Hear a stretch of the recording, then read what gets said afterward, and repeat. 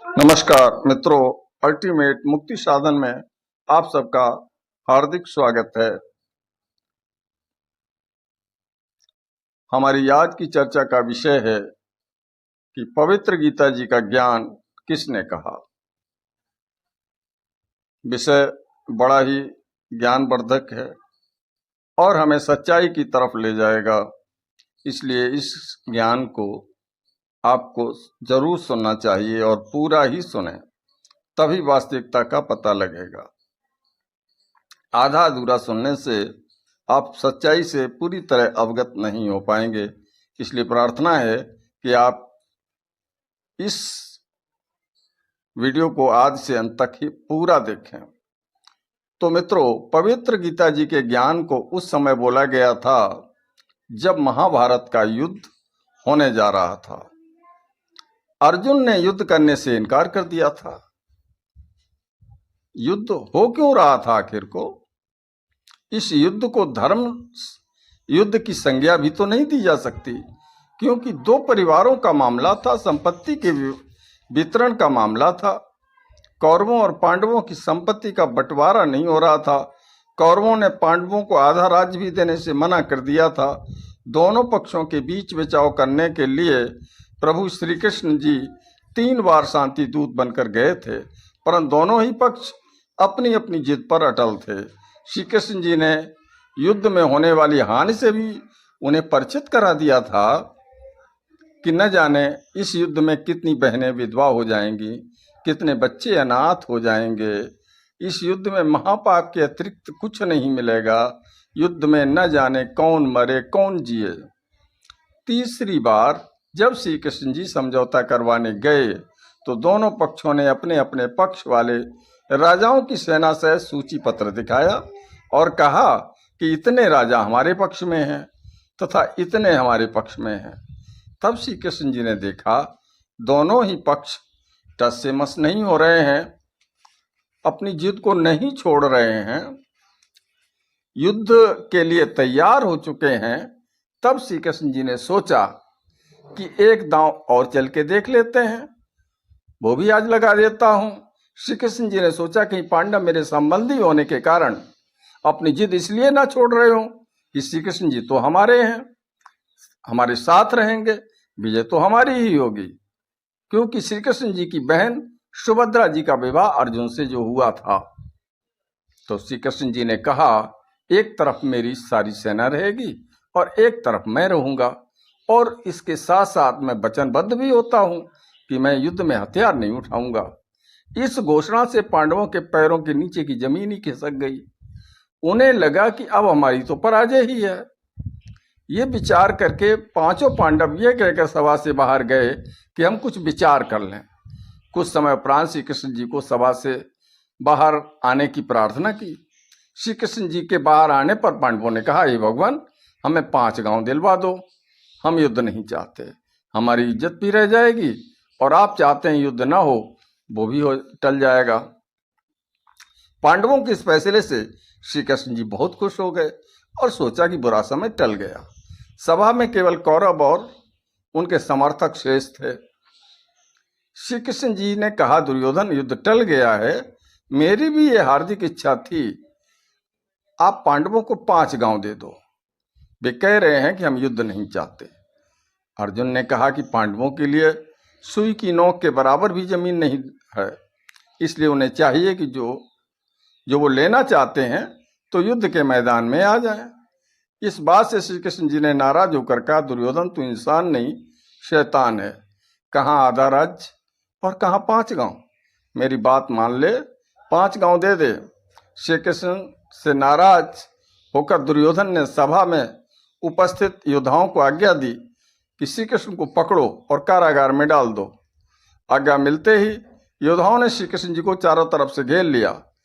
श्री कृष्ण जी ने विराट रूप दिखाया, जिस कारण सर्व योद्धा और कौरव डर के कुर्सियों के नीचे छुप गए थे और उनके शरीर से निकलने वाले प्रकाश से उनकी आंखें बंद हो गई थीं। श्री कृष्ण जी वहां से फिर निकल गए। अब इस पर विचार करते हैं। विराट रूप दिखाने का प्रमाण संक्षिप्त महाभारत गीता प्रेस गोरख में प्रकाशित है। जब कुरुक्षेत्र के मैदान में पवित्र गीता जी का ज्ञान सुनाते समय अध्याय 11 श्लोक 32 में पवित्र गीता बोलने वाला प्रभु कह रहा है, अर्जुन मैं बड़ा हुआ काल हूं, अब सर्व लोगों को खाने के लिए प्रकट हुआ हूं। जरा सोचें, श्री कृष्ण जी तो पहले से ही अर्जुन जी के साथ थे।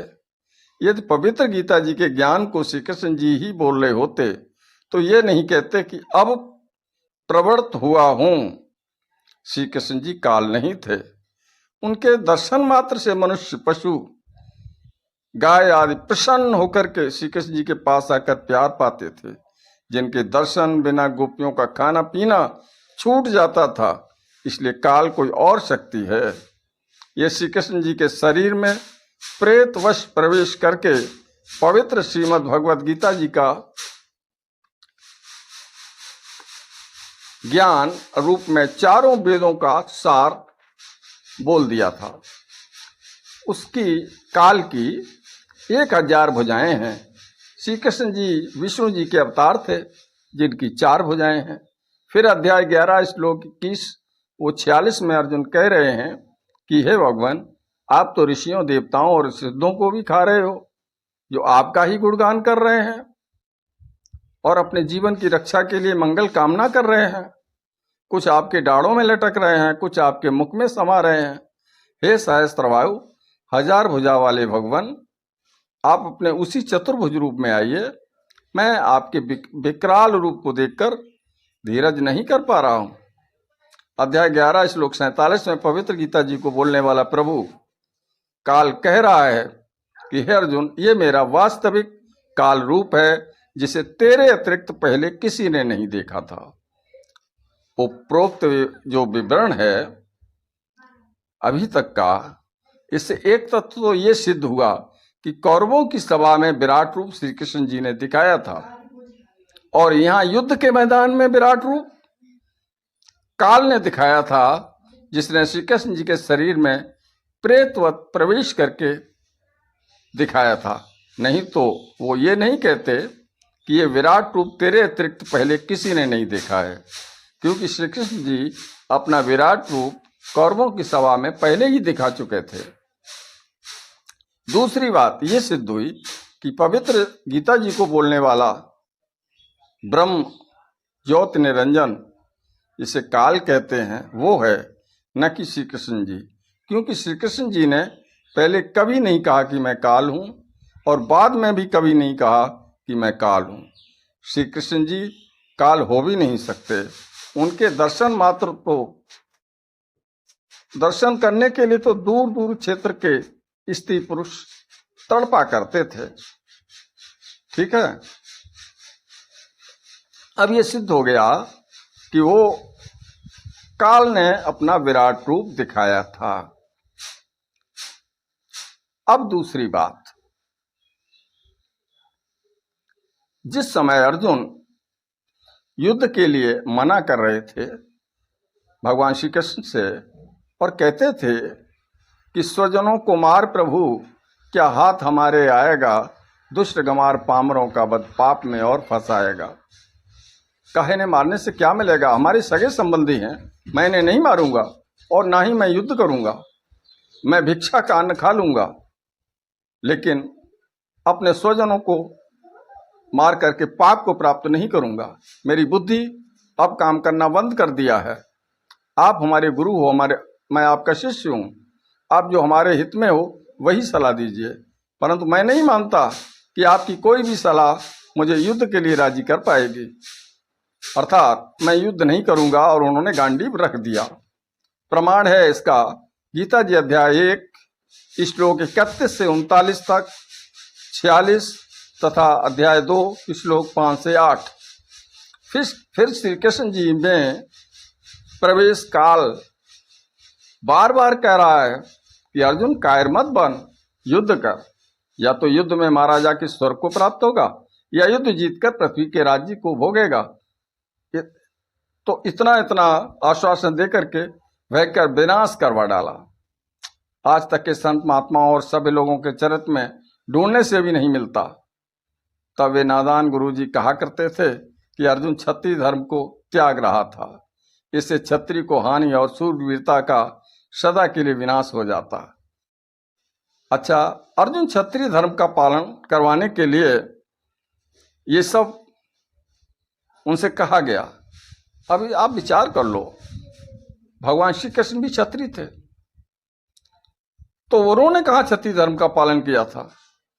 वो तो भाग करके चले गए और अंत में जाकर के उन्होंने द्वारिका का निर्माण किया था और वहां रहना पसंद किया था। इसकी कथा भी आती है कि कंस के वध के उपरांत श्री अग्रसेन जी मथुरा की बागडोर अपने धोते श्री कृष्ण जी को संभला दी। एक दिन नारद जी ने श्री कृष्ण जी को बताया कि निकट ही एक गुफा में एक सिद्ध पुरुष राक्षस राजा मुचकंद सोया पड़ा है। वो 6 महीने सोता है और 6 महीने जागता है। जागने पर 6 महीने युद्ध करता रहता है तथा 6 महीने सोने के समय यदि कोई इसकी निद्रा भंग कर दे तो मुचकंद की आंखों से अग्नि के बाण निकलते हैं और वो व्यक्ति तुरंत मृत्यु को प्राप्त हो जाता है। आप सावधान रहना। ये कहकर नारद जी चले गए। उसके बाद श्री कृष्ण जी को छोटी उम्र में मथुरा के सिंहासन पर बैठा देखकर एक कालेवन नामक राजा ने 18 करोड़ सेना लेकर मथुरा पर आक्रमण कर दिया। श्री कृष्ण जी ने देखा कि दुश्मन की सेना बहुत संख्या में है तथा न जाने कितने सैनिक युद्ध में मृत्यु को प्राप्त होंगे, क्यों न कालेवन का वध मुचकंद से करवा दूं। ये विचार करके श्री कृष्ण जी ने कालेवन को युद्ध के लिए ललकारा और युद्ध छोड़ करके भाग खड़े हुए और उस गुफा में प्रवेश किया जिसमें मुचकंद सोया हुआ था। ये कथा आप सबको मालूम। और इस तरीके से उन्होंने उस कालेवन का वध किया था। ठीक है। अब फिर वहां की सेना जब जा रही थी तो ये कह के गई कि हम नया राजा नियुक्त करेंगे और शीघ्र ही आएंगे तथा श्री कृष्ण तुम्हें छोड़ेंगे नहीं।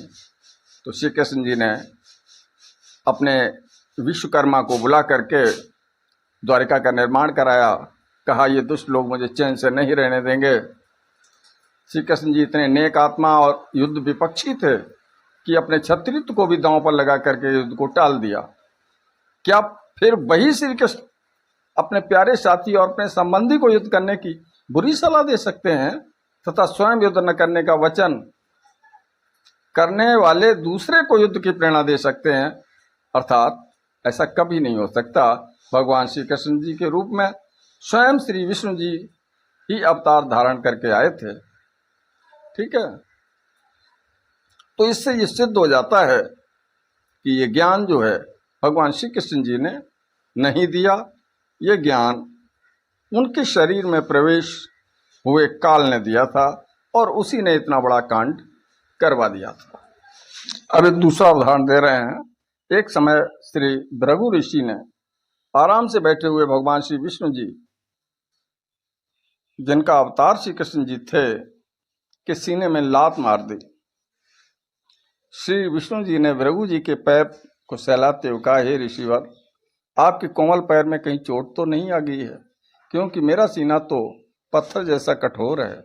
यदि श्री विष्णु जी युद्ध प्रिय होते, जो श्री कृष्ण जी के रूप में आए थे, अगर वो युद्ध प्रिय होते तो सुदर्शन चक्र से श्री भृगु जी के इतने टुकड़े कर सकते थे कि वो गिने ना जा सके। वास्तविकता ये है कि काल भगवान जो 21 ब्रह्मांड का प्रभु है, उसने प्रतिज्ञा की है कि मैं अपने वास्तविक शरीर रूप में किसी के सामने कभी नहीं आऊंगा। उसी ने सूक्ष्म शरीर बनाकर प्रेत की तरह श्री कृष्ण जी के शरीर में प्रवेश करके पवित्र गीता जी का ज्ञान, जो वेदों का निचोड़ है, वेदों का सार है, बोला है। परंतु युद्ध करवाने के लिए अटकलबाजी भी बहुत की है। क्यों? क्योंकि महाभारत के युद्ध में उस काल ने ही युधिष्ठिर से झूठ बुलवाया, कह दो अश्वत्थामा मर गया। भीम के पोते तथा घटोत्कच किससे वह बब्रू वाहन का शीश कटवाया तथा स्वयं रथ के पहिए को हथियार के रूप में इस्तेमाल किया। ये सब काल का ही किया कराया उपद्रव था, प्रभु श्री कृष्ण जी का नहीं था। महाभारत का युद्ध समाप्त होते ही काल भगवान श्री कृष्ण जी के शरीर से निकल गया श्री कृष्ण जी ने युधिष्ठिर जी को इंद्रप्रस्थ पर राजा के रूप में बैठाया। अब जब सब कुछ ठीक ठाक हो गया तो श्री कृष्ण जी से अर्जुन ने कहा, प्रभु अब आप जाने वाले हैं तो हमें एक सत्संग सुना दीजिए। श्री कृष्ण जी ने तिथि समय और स्थान निश्चित कर दिया। निश्चित तिथि को श्री कृष्ण जी अर्जुन वगैरह को साथ लेकर के पहुंच गए। तो अर्जुन ने प्रश्न किया, हे भगवान, आप मुझे गीता का ज्ञान जो आपने युद्ध के समय सुनाया था दोबारा सुना दीजिए, क्योंकि मैं बुद्धि के दोष के कारण भूल गया हूं। इस पर भगवान श्री कृष्ण जी ने कहा कि हे अर्जुन, तू निश्चय ही बड़ा श्रद्धाहीन है, तेरी बुद्धि अच्छी नहीं है, ऐसे पवित्र ज्ञान को तू क्यों भूल गया। फिर स्वयं कहा कि उस समय मैंने जो गीता ज्ञान बोला था वो मुझे नहीं याद है, मुझे ज्ञान नहीं है उसका। कहा कि उस समय तो मैंने योग युक्त होकर के बोला था। विचारणीय विषय है कि यदि भगवान श्री कृष्ण जी युद्ध के समय योग युक्त हुए होते तो शांति के समय योग युक्त होना कठिन नहीं था। जबकि श्री व्यास जी ने वही पवित्र गीता जी का ज्ञान वर्षों उपरांत ज्यों का त्यों लिपिबद्ध कर दिया था। उस समय वही ब्रह्म, वही काल श्री व्यास जी के शरीर में प्रवेश कर गया तथा पवित्र श्रीमद् भगवद गीता जी को लिपिबद्ध करवा दिया, जिसे हम आप रोज पढ़ते हैं।